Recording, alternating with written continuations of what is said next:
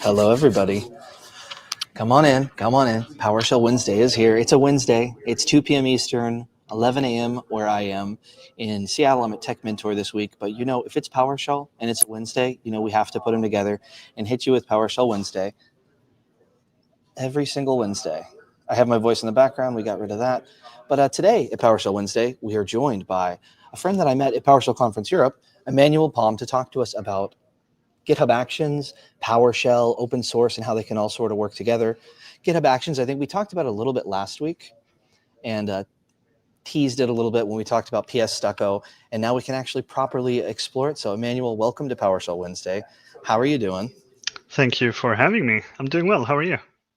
Pretty good, man. I'm excited to learn about GitHub Actions because they're one of those things where if you are maybe a traditional PowerShell user, you may not have experienced something like that. It kind of sounds confusing. You think of it's like this big developer thing, but it's actually approachable. And I think you're going to kind of show us how we can wrap our head around maybe a new concept and get some easy wins along the way. Yeah, for sure. If people haven't been using it, it's a CI/CD platform on GitHub, which is, of course, the kind of code hosting collaboration platform for modern development of any code, really. Do you want me to just kind of get started right away, or how do we do this? Yeah, I have one question, then I'll share your screen and go into it. You said CI/CD. What is a CI/CD? What is it? What are we looking at here? So yeah, that's true. CI/CD is a way for me to build something that automatically triggers whenever I update code, whenever I commit something, whenever I make a change in my code base or my module, for example, working with PowerShell. I have a flow called CI/CD, or continuous integration / continuous deployment or delivery, which allows me to kind of run this pipeline, building my module, testing my module, publishing my module for every single change, so that I don't have to do all this like manual work to test the module, for example, every single change. I can set up pester tests, for example. I'm sure some people in the chat might be aware of pester, or should at least look it up. For testing my module. And then if I set up those automatic tests running every change, I don't have to do it myself. So it's a really powerful way to get started with automating your projects with code. Yeah, I guess because the continuous thing means automatic. So you kind of set this stuff up and then your project gets the benefit from the automation forever. And you can start small and build large. But let's share some screen and let you get into this, man. I'm excited. Awesome. Yeah. I just wanted to kind of quickly show that GitHub Docs is a great way to start. If you want to understand GitHub Actions, it has very thorough like how-tos and reference guides and everything you might need. So whenever you get stuck on something, you want to look at like what type of events are there, what can I be using in GitHub Actions, this is a good place to look for it. But today I wanted to kind of have a example module, a PowerShell module that I have created on GitHub. This is a public repository. You can browse to it yourself if you want. It's under my account called Palm Emanuel / PS GitHub Actions demo. This is a super simple module, just as an example, but it might be kind of how your modules once started out, or how your next module might start out. And I want to take a little bit of time here, maybe half an hour, 40 minutes, to get started on GitHub actioning this thing to have a proper testing and building workflow.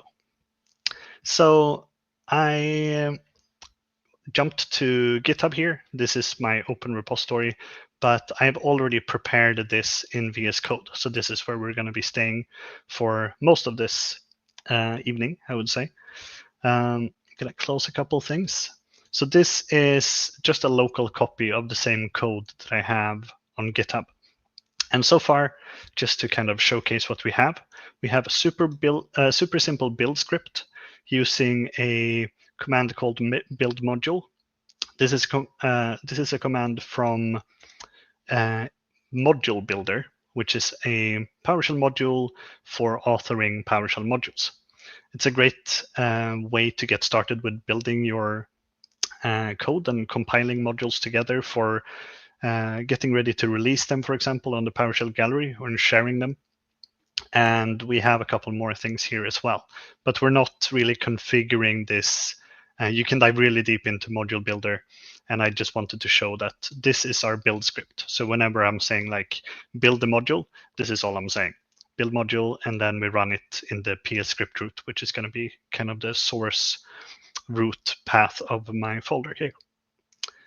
Then we have just a VS Code with a setting to turn off Copilot. Otherwise, you won't be learning. You won't see me struggle as much if I turn on Copilot. So we're going to see if I can pull it off without autocompletion. Then we have the source folder, and this is really the meat of it. So we have two folders, one private, one public, and in here we have a couple of functions. So this is how I prefer to write my own modules. It's a way to kind of separate each function or commandlet, if you're working in C#, for example, into different files. So here I have a single function called invoke sessionize API. Sessionize is a service for hosting events and conferences, and it's often where you, as a speaker, for example, PowerShell Conference Europe, where I and Andrew met, we usually submit our own sessions to the conference, and then they can kind of look them through and accept them or deny them. So they have an API, and I just wanted to show that as a simple example of a module.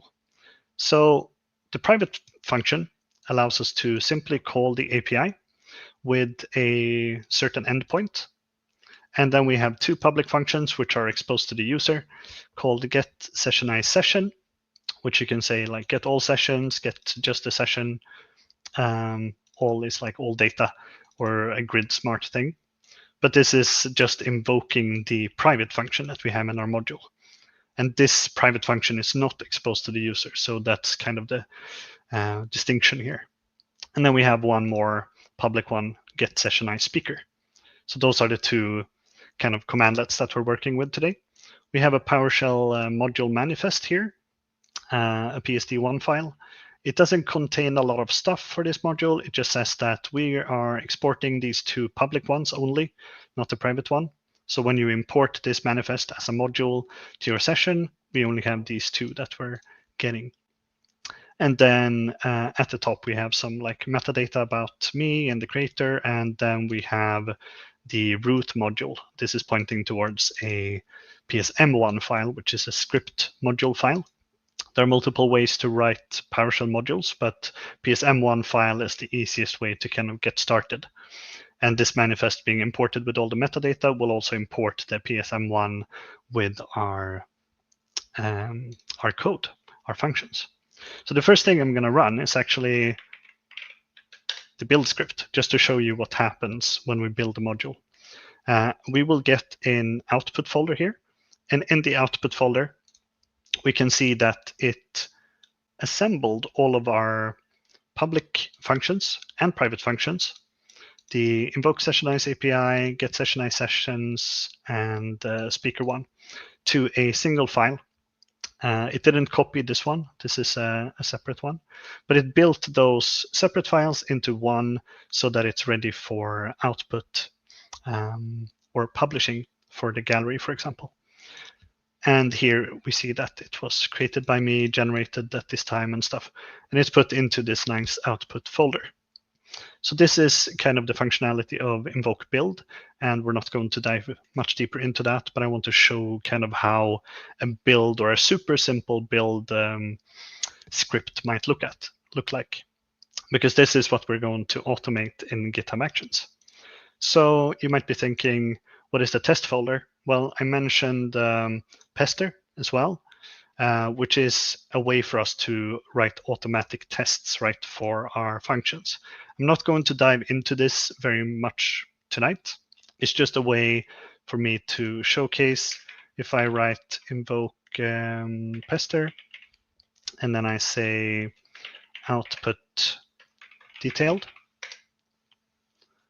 It's a bit zoomed in, but hopefully you can see here that we have our three files here with all our tests, and it's saying like,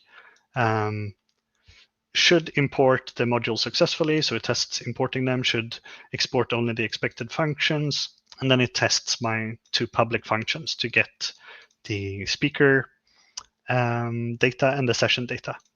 And in this module, if you were to run it yourself, I have actually put a demo event code for the Sessionize API. So these tests are actually running live against the server, which is something you might call integration tests. I like these because it showcases like the end-to-end functionality in a good way. So if I run it in a pipeline, I can immediately know that it does work, versus something called unit tests, where you kind of fake components or mock them. You might mock the private function so that it never actually goes out to Sessionize and asks for data. It might return some like fake data that is already prepared by me as a JSON format. And this is a good way to test these functions, but I also really like running the full integration test where possible. Sometimes it's not really realistic for me to have an environment where I'm doing that, but for this stuff, it's perfect because there is a test event that Sessionize has for these purposes. Now, that's a bit about the folder that we're in, right? But if we want to start automating this on GitHub, it's not enough for me to simply like put it on GitHub here, as we can see, and then like click actions. It's not going to do much here. I have some remainders from previous tests. You can ignore those because we're going to rebuild this now live. Hopefully, you're going to be hopefully working here. So first of all, we need to create a .github folder in our repository. And in that one, we need to create another folder called workflows. Any file of valid workflow syntax in here is going to be added as a workflow. Now, what is a workflow?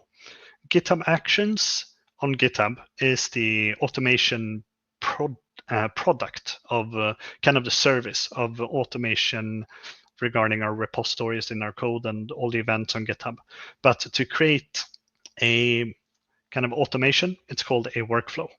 So inside workflows, we have actions, which are these like steps or jobs or small tasks that we can kind of string together in a workflow.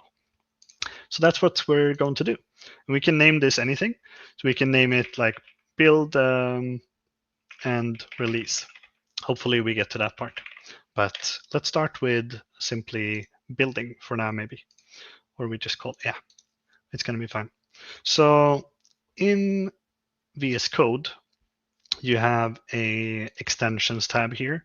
And if I go search for through all my GitHub stuff, we have GitHub Actions as a suggested or installed, that I have installed extension. This is something I suggest you to get if you're working in VS Code for your actions, because you get syntax highlighting and some help and IntelliSense and stuff like that. So if we jump in here, I press Control Space. I'm going to get a suggestion for kind of the syntax of this workflow file. And what I really want to start with here is to say when it will trigger. So we're going to change spaces from 4 to 2 because it's a YAML file, just the indentation there. But we're going to say like, when does this trigger? Like, how do we start our workflow, right? And whoops, we have a few options here. We have a lot of options. And what we really want to start with here is push. So when we push code, that's a Git term, from our local workspace to the Git repository on GitHub. So we're going to push code, and we're going to have a trigger on the branches main. Main is the main branch. In Git, you have these like branches of timelines that you might think of in your code history. So I'm going to say that this will only trigger when I push code to main, because that's when I know I have kind of done all my testing. Maybe I've done the features, I've tested all the stuff and developed it properly, whereas you might have branches that are for testing or developing a certain feature that may not be complete yet. So we're going to start with that, and I'm going to let the autocomplete do a little bit of job here. We need to define a few jobs, which are going to be our sections of this workflow. Inside a job, you have a few options as well. And one of them is going to be, well, the first one is going to be naming our job. So we'll say the build job is going to be run on Ubuntu latest. This is a key value pair thing, so you just define each of the sections, each of the jobs as their own string here. So the first build job will require me to specify like what type of runner. Is it a Linux? Is it a Windows? You can specify specific OSs, and they have Mac OS as well, which means that you can very powerfully test your modules cross-platform here as well. I will simply let it run on Linux because it's slightly faster than Windows, and we don't have any specific Windows PowerShell stuff in this module that may make it break on Windows or on Linux, because that is also something you can do. Now we have a few options here, but we want the steps here next up.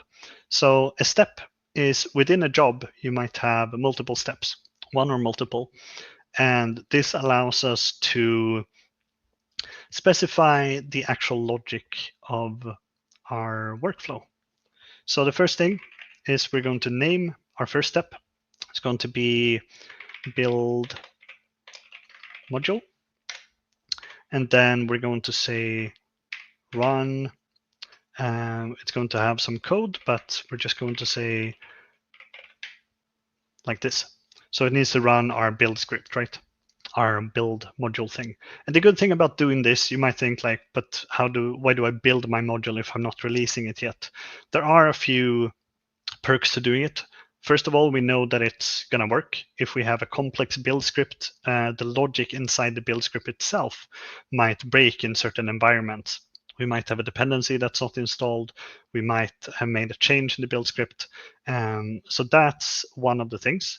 But you might also, in a scenario where you have more complex modules, you might have a dependency that changes. You might have some C# code somewhere, and that compiles, and so you get a more complex thing. And as long as the module builds, that's a good start.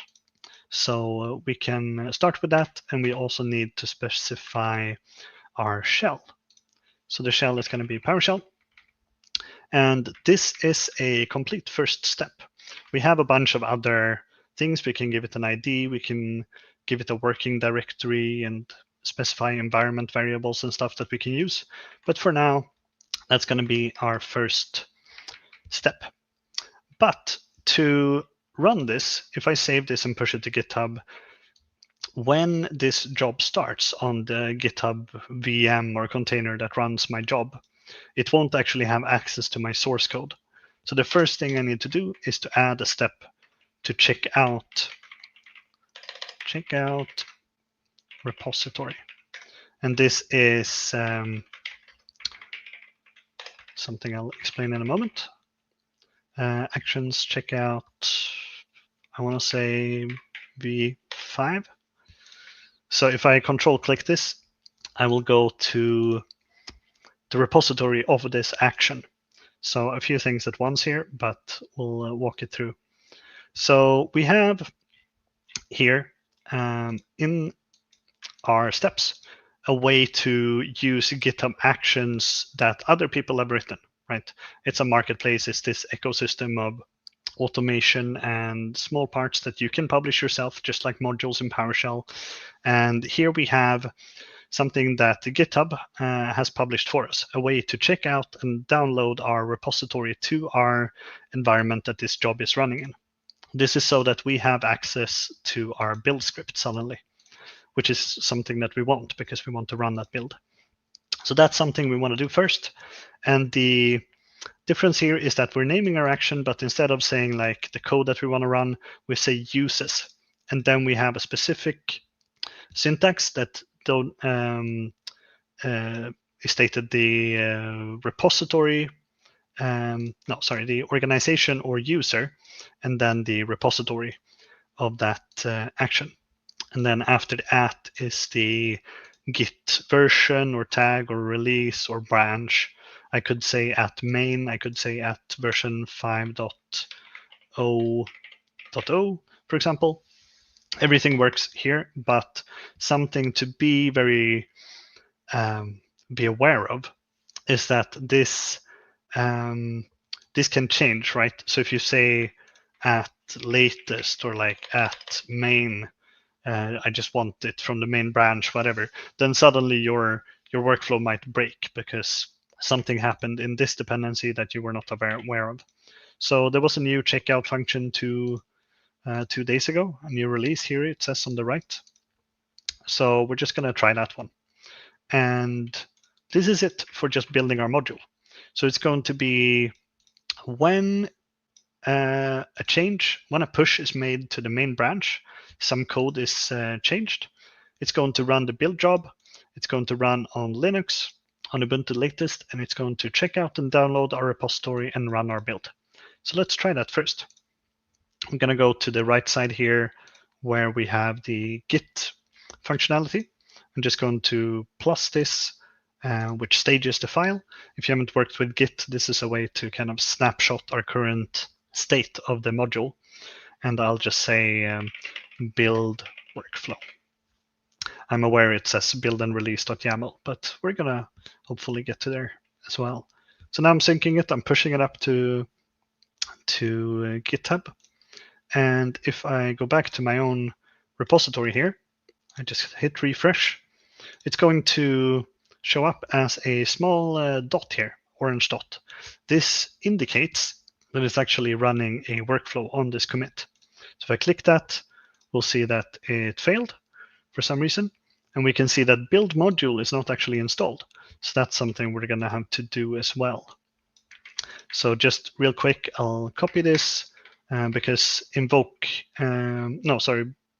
module builder is not available here. So I'll just say install module builder, hit force just in case, and then we just do the same here.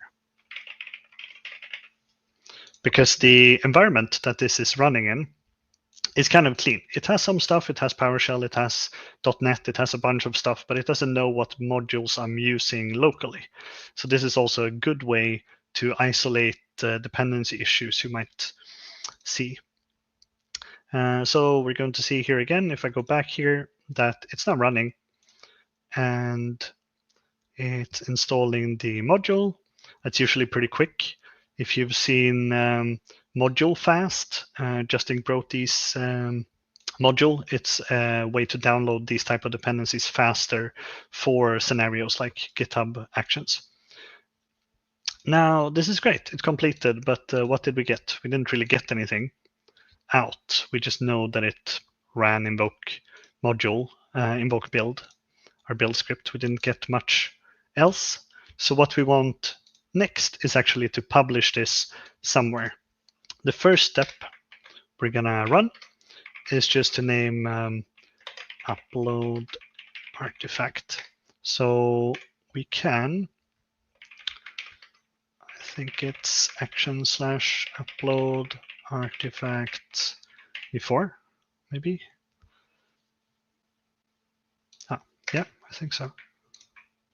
Is it the newest? Yeah. Okay, so upload artifact allows me to use another GitHub action to upload one or multiple files, a folder, something that I've done in my workflow as a build, for example, and I might have it saved, stored in that pipeline run or workflow run for a while. But this one takes a few parameters. So I need to pass parameters to my action, which I do with the keyword with. And then it said here earlier that it required the path. So we're going to provide it path and say that we want just the /output. And this is, of course, this folder that when I run the build script here on the right, we got an output folder.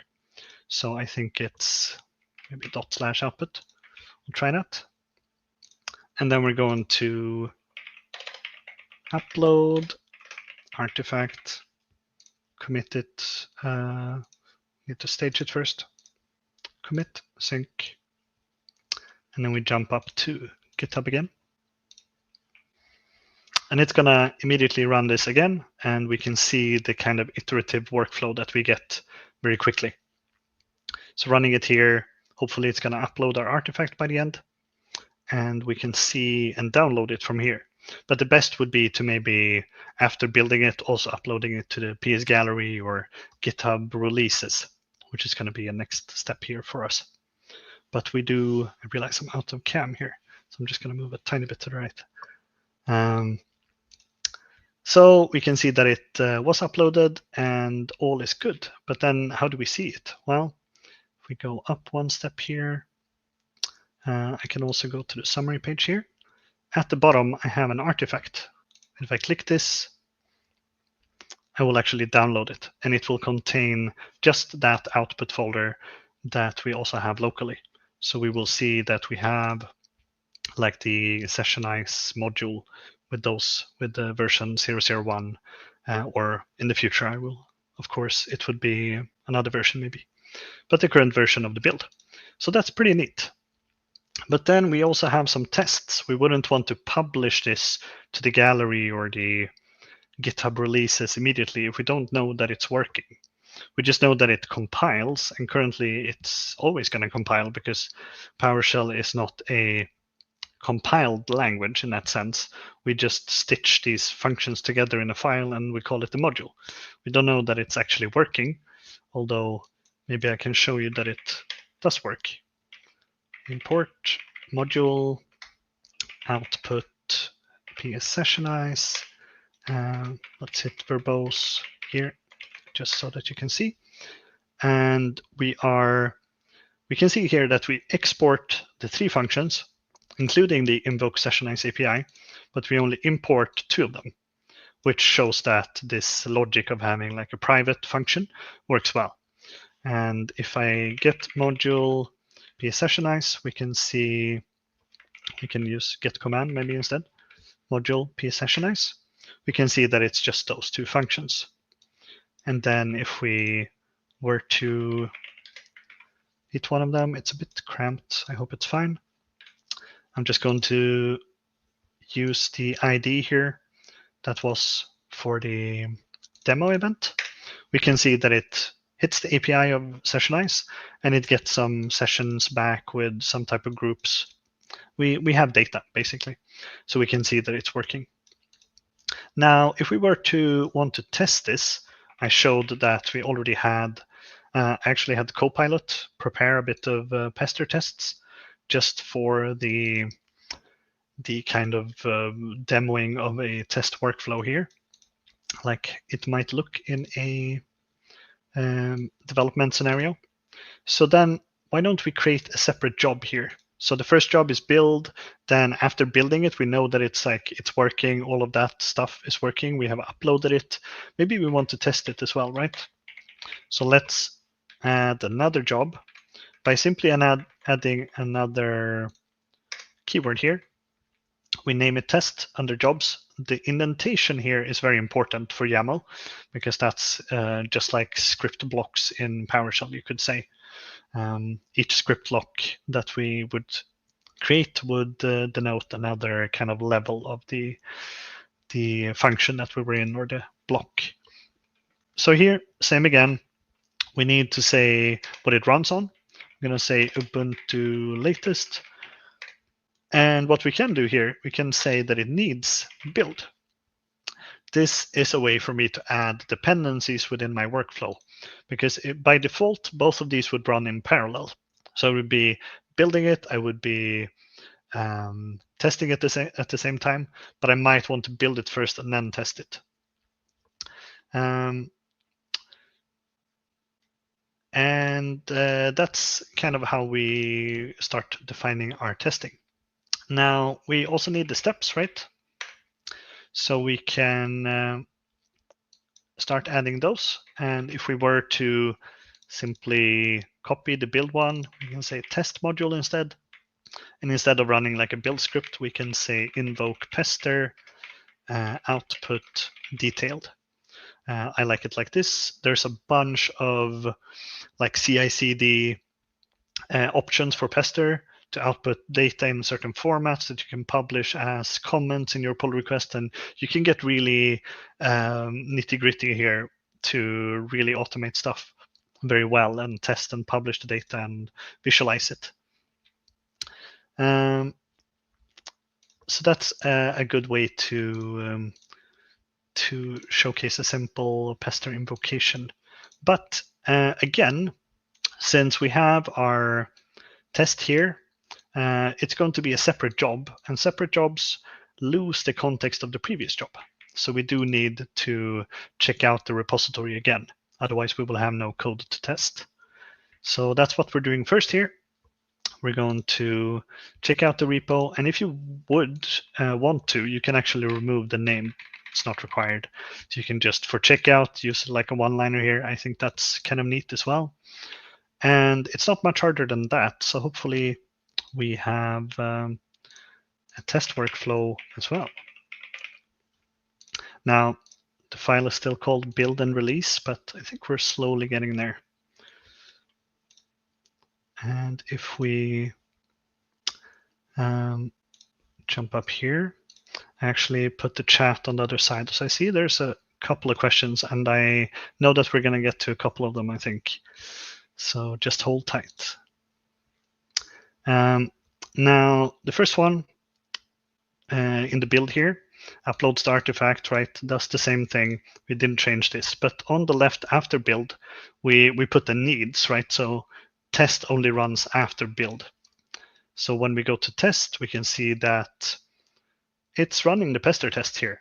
All of it looks pretty clean, but you might be thinking, we didn't install pester, did we? No, we didn't, because pester is actually already available on the runner. So apart from, unlike the module builder module, pester is installed by default. We can see that pester is available as version 5.7.1. So it's real neat. And we can see that all of it passed, so it's all good. And if I had like a red flag here, I might do something, I might make a decision on that in my workflow. For example, if we're working in an open source project, I might have this workflow run whenever someone commits code to my repo, whenever someone opens a pull request with some changes, whenever I make changes in my module, and if the tests don't pass, if the module doesn't build, I'm not able to merge it to main. And this is a super good way to keep the main branch or whatever branch you're working on, usually main, to be always in a working condition, right? You can always have main clean and working and stable. So there's never going to be like a broken module on main, because if people go to main and download it and build it themselves, they're going to have a working module. And this is one of the ways we can ensure that. So that's how we can test it, right? But then if we want to publish it as a release, how do we do that? Now, this is when we can start using some more fun things, right? So we could, if we were or wanted to, we can add more ways to trigger. One of the ones is workflow dispatch. There's another dispatch. Let's see. Repository dispatch. So workflow dispatch, just like this added, will allow me to manually trigger the action on GitHub. If I go back to GitHub real quick, and to actions under here, I won't actually, if I click on the left side here, I'm not able to start this manually. But if I add workflow dispatch, note the indentation here under on, I'm able to manual trigger commit sync, and I will be able to immediately after a refresh here trigger this manually, and I can decide which branch. So this is a good way to add it. It doesn't cost anything. It's just a way for me to always be able to run this workflow when I want to. Now, it did trigger again. It looks like it's a manual trigger. It's just me that named that commit manual trigger. It's still the automatic one from before, since I pushed new code to this, right? That's one of the ways, but we can add something called tags. And this is something I like doing for releases. Now, just how we specified that we're only going to run this when code is pushed to the main branch, we can also run it when a tag is created. And a tag is kind of a snapshot that links to a commit or a place in time, but I can name it and I can give it metadata and I can say this is version 1.1 and it has these changes. And on GitHub, we have support for releases and stuff. This lets me say that whenever a tag is created with V as a start and then wildcard, so V anything like V1, V2, then this is going to run. But I want some special logic here. I want to make sure that if we tag it, it's also going to create a GitHub release. And that might be made with a separate third job here called release. But we don't want to always run this release. We just want it to run if there's a tag, because if we push some new code, we just like make a small change. We don't necessarily want to make a whole release to PS Gallery, to GitHub, if it's just like a small, tiny thing. Our releases might want to be planned, or you might want to release them immediately, but then you might do it with like a preview release of the module or something. And that's something we can do here by using if. So if, and here we get to some of the GitHub syntax. Within double brackets prepended with a $, we actually have a bunch of syntax that we can use. And we have a GitHub object that we can get data from. And if we have GitHub ref type, we can hover it with the extension in VS Code we saw. It gives us information about this, right? It's the thing that completes and pops up all these things. We can actually see that it's going to be the type of ref that triggered the workflow run. Valid values are branch or tag. So if I say, if this is tag, then I know that it has triggered on something called v star, because that's the only way a tag would trigger this workflow. Then we can also say that it needs test, right? We want it to have been tested. The module should have passed all the tests before we even attempt to publish it. And then we want to say that we have some steps, but we also want runs on Ubuntu latest, same as before. We can add a bunch of stuff here. And I happened to see that there was a question about permissions. So we're going to get into that in a moment here. So steps, right? We can name the first one release module. And it's going to simply create a GitHub release. You can like append the files, you can push it to gallery, but for the sake of time, I think it's easier for us to simply create a timestamp in the history of Git here with the release. Now, whoops, we will want to use a specific GitHub action here, which is called something I'm going to copy paste here from another cheating screen.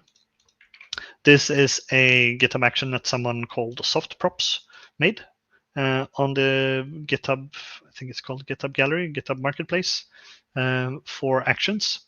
So just like before, we use the actions checkout. We can, I'm on Mac, it's command click, but I think it's like control click on Windows. And I can bring it over here and we can see that it's its own like repository on GitHub. It has a version 2 here. It's usually well documented. You can see like how do you use this, right? This is the step that we use it with. We say it has a name, we give it the uses, and then we can give it the condition. And we can give it a lot more as well, but it seems to default to a bunch of stuff here. We say that it has a name which defaults to tag name, and it's pretty neat. So how do we do this then? We simply leave it like that, I think. We will just let it be default. And since we put the if condition up here, it's only going to run the whole job if this is true. We could also, as the documentation showed, we could put some type of if thing here. And there are a few ones that we should be aware of. The GitHub one, GitHub object, it's called the GitHub context, has a lot of the kind of context of our pipeline, like how was it triggered, what environment are we in. We have the needs, which allows us to go to needs.test, and we can check outputs, and we can start like sending outputs from this job down to this job, and we can compare them. There's the always, no matter if test failed, we're also going to run this anyway. In this case, we don't want any conditions, so we're just going to put it like that. Now, release is available. We can sync it to main. And we can see quickly here, jumping back to our repository, that it's not going to work for two reasons. The first one, I can already tell you, I guess you don't have to wait for it. The first one is that we didn't trigger it with a tag, right? We just triggered it by pushing the code like we did before. And this condition says that if the ref type is tagged, then we run it. Otherwise, it's going to be skipped. So unless it's actually tagged, triggered by a tag here, starting with V, it's not going to run. And we can see after the test here that it's going to skip the third job. So right after here, we see here that this job was skipped. So that's because the condition was not met. So how do we meet that? Well, we have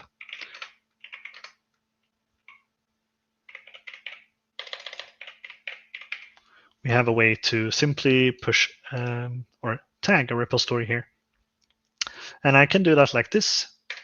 Git tag. Oh, I already have some leftover. Tag delete b0.0.1. I'll retag it, just delete the old one because I had some leftover from testing yesterday. And then I can push tags. I'm just going to push all my tags to the remote. This is kind of a way to use Git from the command line instead of using the GUI. I'm used to the command line mostly, but the GUI is nice for demos. So here we can see that it will be running again. If we click the actions part, we can actually see what triggered it. So in this list, we can see that the release, that's the name of the commit that I named it, but it was triggered by version 001. So if we click in here, we have the build, we're going to have the test, and it's not going to skip release. But I said there were two things that we need left. So the first one was that we actually need to trigger it by a tag. The second one is that we haven't given our workflow permissions to work with the releases. So we're actually going to see this crash and burn in a moment. But there are two ways to do that. One of them, the least recommended. Here, I'm just going to show you that it crashed, and it says resource is not accessible by integration. 403 is the status code we got back, and it says your GitHub token path does not have the required permission to create the release. Fairly clear. How do we do that then? The first one is if we go to settings, we can somewhere, I actually realize I don't remember where it is, but we can give our, let's see, actions, general, we can give our workflow permissions here, read and write permissions. This is a terrible idea because you don't want your workflows to have like all the permissions always. You just want the ones you need, like you want least privilege. So what we do then instead is we ask for it in our job. In a release job, we can specify permissions, and we can simply list the ones we want kind of extra on top. And the ones we need is contents, right? And I realized there's no dash here. So like this, we can give it some extra ones. There's a bunch of them. As we can see, we can work with actions, checks, deployments, issues, models, packages, pull requests, etc. And most of these are not given by default. And you have either write or read. And I could give it like read access to my issues, for example. And then I could start triggering whenever there's an issue created in my, whenever I have a bug report, I could post a comment and thank them for the report and like say that we have an SLA on 2 weeks, because maybe you do. So that's the only thing that we needed for this thing, right? Content is, doesn't say, yeah, it does. Comments, commits, branches, downloads, releases, and merges. And we have read, write, or none.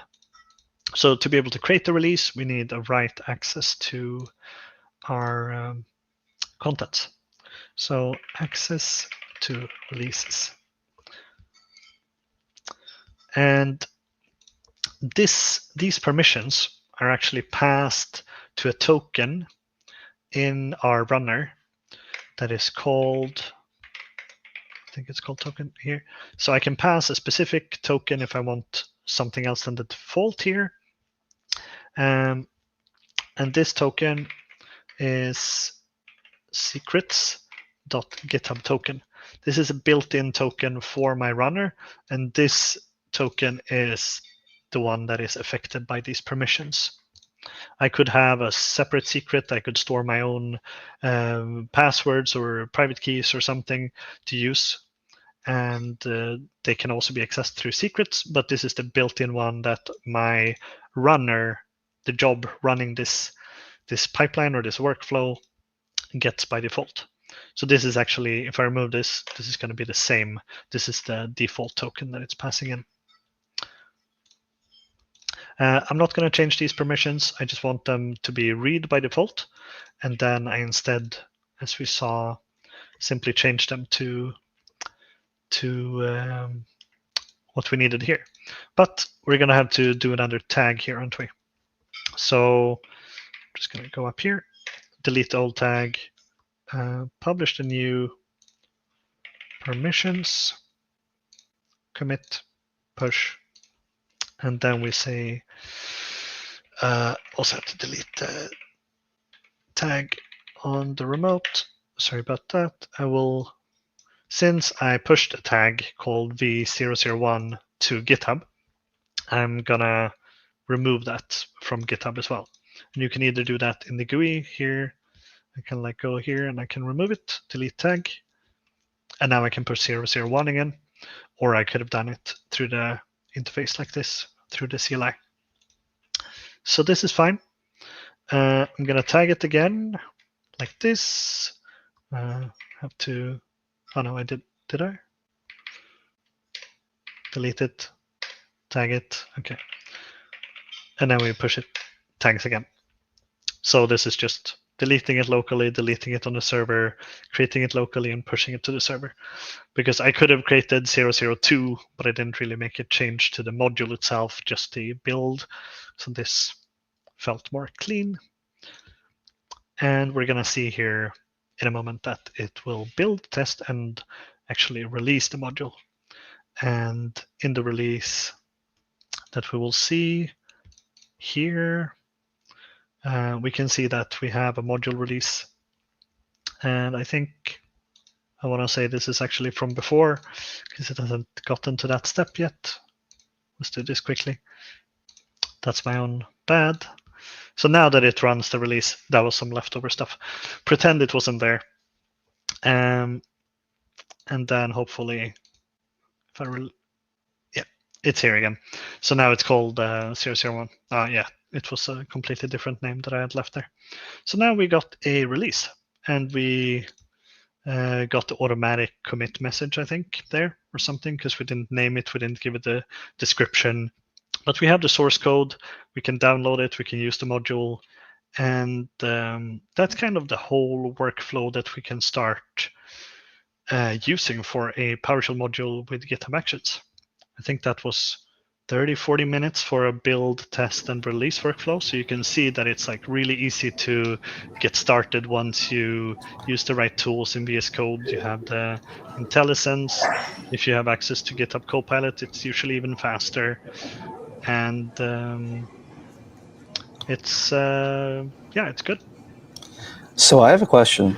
Yeah. It seems like if we're wanting to interact, well, first of all, if it were me, I'm just copying this and pasting and like modifying it. Just way easier than doing it from scratch. Yeah. How did you get the IntelliSense to pop up? Will you control space barring, or what do you have to press to get the options? That's correct. So whenever I need it, sometimes it pops up automatically when I'm writing something, but if I like intentionally want it to, I want to see the rest of the permissions here, right? Control space, and it's gonna pop up. Awesome. And essentially, though, and you did a really good job at this for me. I've seen a lot of YAML files, I get it, but you described how this one works in particular. It seems like if we're trying to use GitHub Actions, we pretty much only need to worry about a YAML file for our project. Does that sound about right? Yes, if you want to dive into the YAML like I did here, you can do way more PowerShell if that's your comfort zone, right?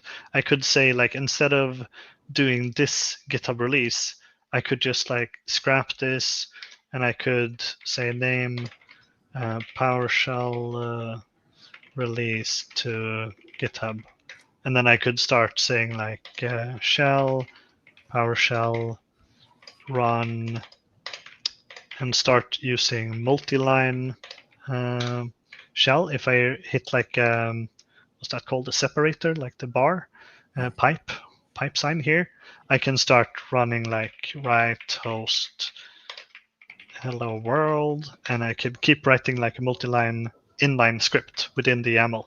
But as we saw up here, I can also have it as a separate PowerShell file, and instead of using the action there, I could run my own PowerShell code to call the GitHub API and do my own custom stuff for posts using this token that I might be getting as an environment variable here. We can just secrets. Sorry, we need a name. So it's going to be a token, secrets, GitHub token. So now I have like an environment variable here, like invoke. Let's do this instead. Headers, just as an example of how it might look, right? Authorization equals bearer, double quotes. I don't have my IntelliSense, but then it's going to be env token like this. So you can start running proper PowerShell here and like run that in the pipeline instead of using all the actions that you might have on the marketplace. Nice. And I think that's a really good example, because if you're wanting to tie things together, dealing with secrets, things like that, this seems like a pretty simple way to do it. There is a question I saw a couple times, and it has to do with the inputs. So I think at the top of this YAML file, you have the on thing. What are some different options and use cases? So you have on push. Are there other ons that you would want to use? Yeah, so on workflow dispatch that we added allows us to run it manually on GitHub. We have on issues, I can write like this on types opened. So then whenever an issue is opened, let's try it like this. Hello world. Just gonna commit just for the sake of triggering like a workflow here. We can see that we can trigger on a bunch of things. Now this doesn't make a lot of sense maybe. Tests bug report. I'm creating like an example bug report, and this will actually trigger my workflow, right? So it will build and test, and that might not be what you want, but you might have another workflow that actually posts, like runs some PowerShell code, gets like a secret, hits like a weather channel, I don't know, and gets something and then posts a comment in your issue. Run some AI analysis on the bug report, posts it to Teams, do whatever, you know? Awesome. Yeah. No, there's I'm kind of having a mind-blown moment because it seems like, yeah, we're using this for code and a proper thing. Oh, you got a repository in PowerShell. Yep. But since this is PowerShell and it seems like we have a lot of creative ways to execute it, I imagine you could do some pretty fun, creative things with the CI/CD pipeline.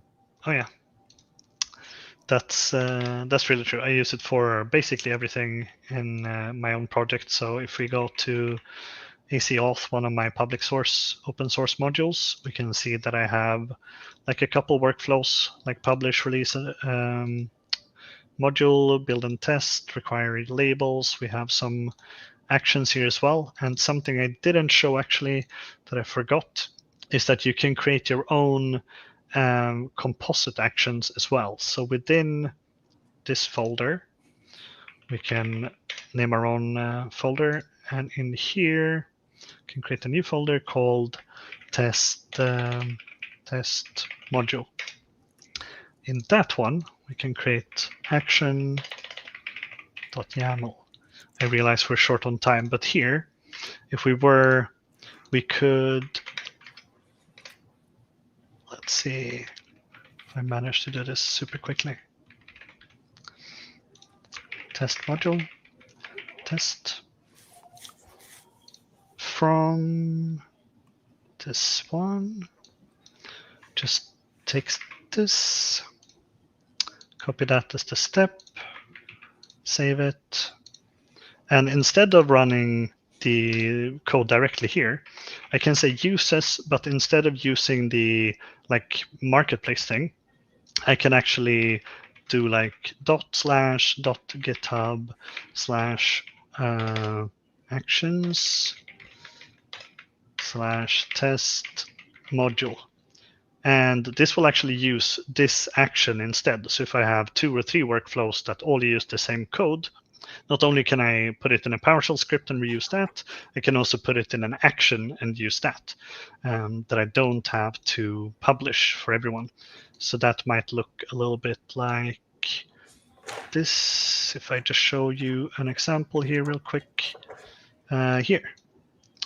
I do that, for example, and I do that with my own module to test on Linux, Windows, and Mac OS at once, because I don't want to do that like in the same workflow.